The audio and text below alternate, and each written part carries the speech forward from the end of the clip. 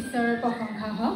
সৰ্বপ্ৰথমে মই প্ৰভু যীশুৰ নামত মধুৰ নামত মই নমস্কাৰ সকলোকে জনাইছোঁ আৰু আমাৰ মহান গুৰুজনাৰ পবিত্ৰ শ্ৰীচৰণত সেৱা অৰ্থন জনাইছোঁ। মোৰ এটি সাক্ষ্য আছে। মোৰ নাম শ্ৰীমতী নিপা চাহু। মই শিৱসাগৰ মণ্ডলীৰ হয়।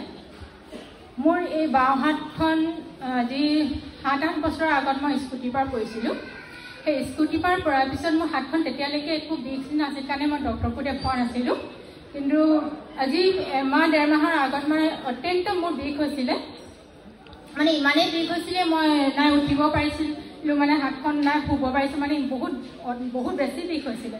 কিন্তু এদিন হঠাতে সেইদিনাখন আমাৰ শিৱসাগৰ মন্দিৰ লঘোণ প্ৰাৰ্থনা আছিল আমাৰ এই পবিত্ৰ গৃহত, আৰু সেইদিনাখন মোৰ খুব বিষ হৈছিলে। আৰু বিষ হোৱাৰ পিছত মই থাকিব নোৱাৰাত মই মানে মণ্ডলীলৈ এটা প্ৰাৰ্থনা নিবেদন কৰিলোঁ যে মোৰ হাতখন যাতে সোনকালে ভাল হয় তেওঁলোকে প্ৰাৰ্থনা কৰোঁ বুলি।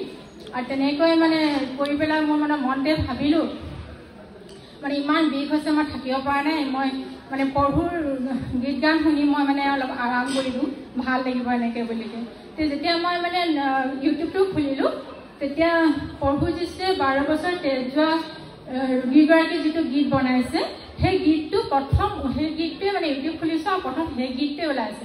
আৰু সেই গীতটো মই আত্মাৰ হাতে যেতিয়া মই শুনি দিলোঁ মানে খন্তেকৰ পাছতে হাতৰ বিষটো ক'লৈ গ'ল মই একেবাৰে গমকে নাপালোঁ। সম্পূৰ্ণ ভাল হৈ গ'ল সেইদিনাখন। তাৰ পাছত এদিন সম্পূৰ্ণ ভাল হোৱাৰ পিছত মই তেল পানী লগাই এনেকৈ মই এতিয়া হাতখন মানে মই এনেকৈ মানে ইমানটোলৈকে মই তুলিব পৰা নাছিলোঁ, ইমানেই লগ হৈ আছিলে। এতিয়া মই সম্পূৰ্ণ হাতখন দাঙিব পাৰিছোঁ, নচাব পাৰিছোঁ, চব কৰিব পাৰিছোঁ।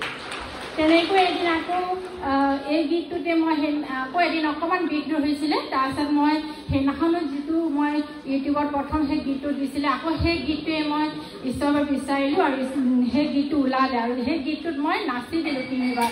হাতখন খুব নচুৱাই নাচি দিয়াৰ পিছৰ পৰা সেই বিষটো সম্পূৰ্ণৰূপে এতিয়া মানে নাই। আৰু এই হাতখন মই সম্পূৰ্ণ এতিয়া ভাল চব মই হাতখন লৰাব পাৰোঁ, নহ'লে মই এতিয়া উঠাব নোৱাৰিছিলোঁ।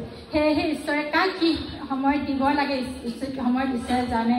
যেনেকৈ মই বিচাৰিছিলোঁ ঈশ্বৰে মোক তেনেকৈ দিলে। ঈশ্বৰ কোটি কোটি বাৰ ধন্যবাদ।